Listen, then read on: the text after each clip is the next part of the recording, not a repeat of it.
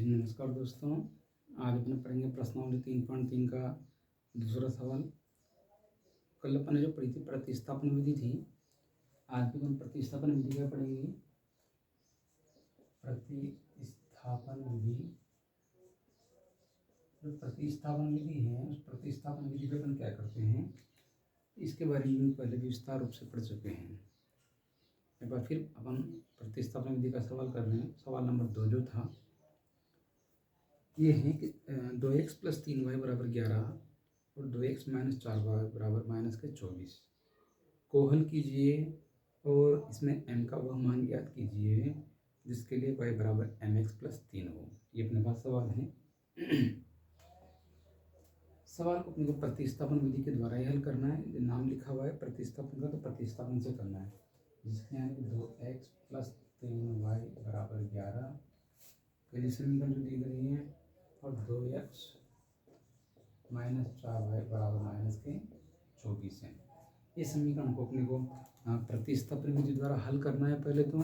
और जो इस समीकरण में x और y का मान आ जाएगा तो x और y के मान को अपने को जो हमें समीकरण दी गई है y = mx + 3 जो दिया उसमें से अपने को m का मान भी ज्ञात करना है। तो सबसे पहले चलते अपने इसमें प्रतिस्थापन विधि में। तो प्रतिस्थापन विधि में चलेंगे तो मैं समीकरण नंबर जो 2 है समीकरण नंबर 2 को पहले हल करूँगा। तो समीकरण नंबर 2 से मैं समीकरण नंबर 3 जो मान है वो निकालने के लिए ट्राई करेंगे। तो सबसे पहले यहाँ लिखा है कि 2x - 4y = -24 है। चाहे तो अपन इसको 2 से भी काट सकते हैं क्योंकि 2 का भाग जा रहा है। नहीं काटना चाहो तो अपन जिन नियम के अनुसार अपना जो चलता आ रहा है उस तरीके से करेंगे कि 2x = -24 -4y उधर पक्षांतर करेंगे तो +4y हो जाएंगे और x बराबर निकालेंगे तो -24 + 4y इधर गुणा में है, इधर आगे टाइम जाएंगे भाग हो जाएंगे। इसको समीकरण को क्या नाम दे देंगे अपन, समीकरण नंबर 3 नाम दे देंगे। चाहे तो अपन इसको समीकरण को 2 से काट के भी हल कर सकते हैं। 2 से काट के हल करेंगे तो वो अपने को 2 का भाग इसमें भी जाएगा, इसमें भी जाएगा और इसमें भी जाएगा। और चाहे तो अपन डायरेक्टली भी कर सकते हैं। अब क्या करेंगे अपन कि जो x बराबर अपने पास -24 + 4y/2 जो उसका मान आया है वो मान इसमें लिख देंगे अपन समीकरण 1 में क्या कर दें, प्रतिस्थापित कर दें। क्या कर देते हैं अपन इसको प्रतिस्थापित करने पर, यानी कि समीकरण x का मान निकाल कर समीकरण दूसरे में रख देते हैं। जैसे समीकरण 1 के अपने पास 2x + 3y = 11। तो हमारे पास जहाँ जहाँ x आएगा वहाँ हमें -24 + 4y/2 लिखना है। देखिए यहाँ पर 2 तो 2 लिखा, x लिखा हुआ है, x का मान मेरे को दिया हुआ है तो मैं यहाँ गुणा करूँगा। 2 और 1 दोनों आपस में गुणा हो रहे तो मैं x का मान यहाँ पर -24 + 4y/2 फिर प्लस के प्लस और प्लस के यहाँ 4y है, सॉरी प्लस के यहाँ पर 3y है और बराबर के 11, तो 11 ही में लिखना है। देखिए इस 2 से मैं 2 को काट देता हूँ।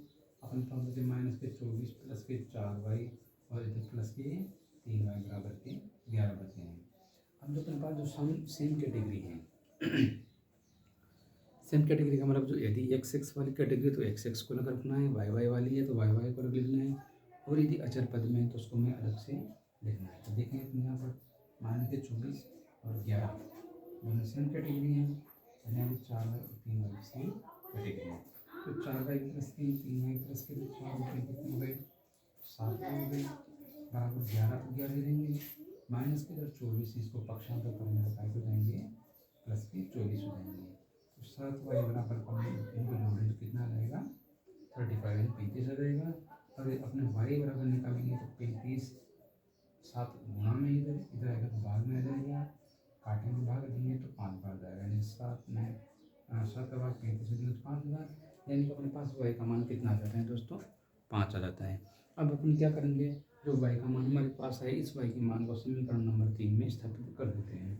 लिख देता हूँ मैं कि y बराबर कितना अपने पास 5, y बराबर 5 का मान समीकरण किसमें लिखते हैं 3 भी रख सकते हैं, 2 भी रख सकते हैं।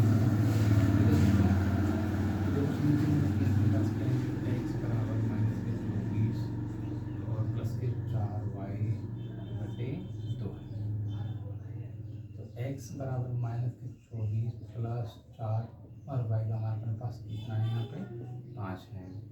बटे क्या है 2n। एक x बराबर -24 प्लस 5 को 4 से गुणा करें तो 500 के 20/2 और x बराबर निकालें तो माइनस के 24 नहीं तो प्लस के 20 नहीं तो माइनस प्लस माइनस होता है, माइनस का मतलब घटन होगा। तो 24 में से मैं 20 घटाऊंगा तो क्या बचेगा अपने पास यहाँ पे -4 बचेंगे और बटे 2 रहेंगे। अब 2 का भाग में 4 में दे दो तो कितनी बार जाएगा 2 बार, चिन्ह माइनस का रहेगा। तो यहाँ पर अपने पास x का मान कितना आ गया -2 आ गया अपने पास। x का मान कितना आ गया दोस्तों -2। अब देखना क्या है कि अपने पास y का मान भी आ गया है, x का मान भी आया है। अब हम उस समीकरण को देखिए अपने पास लिखा हुआ है कि y बराबर लिखा है mx प्लस 3, y बराबर mx प्लस 3। इस समीकरण में मान रखने के बाद में हमें क्या करना है, m का मान निकालना है। लिखा हुआ है पहले से m का मान क्या करना है। तो देखो y की जगह हम y का मान लिख देते हैं। y का मान कितना है 5 बराबर m की जगह m, x का मान कितना है -2 प्लस 3 के 3। देखिए 5 बराबर मैं m को -2 से गुणा करूँगा तो -2 m प्लस के 3। अब क्या कर रहे थे अपन, यहाँ पर भी वही कैटेगरी वाइज करेंगे जैसे अपन यहाँ किया था। यहाँ क्या था कि जिसको जो कैटेगरी का उसको उसकी कैटेगरी में रख देते हैं। देखिए 5 3 प्लस में है, इस कैटेगरी के हैं, पक्षांतर करेंगे बराबर किधर लिखेंगे तो प्लस में है, इधर आके में रहेगा माइनस में है। बराबर ये कितने बचे -2 यानी माइनस करेंगे कितना बचेगा 2 बराबर -2 m। और मुझे तो m का मान निकालना है। m बराबर 2 -2 m से गुणा हो रहे हैं, इधर पक्षांतर करने का टाइम में जाएगा भाग में आ जाएगा। अब देखिए -2 का भाग में -2 का भाग में 2 में दूंगा कितनी बार जाएगा -1 बार, यानी कि m का मान कितना आ जाएगा अपने पास -1 आ जाएगा अपने पास।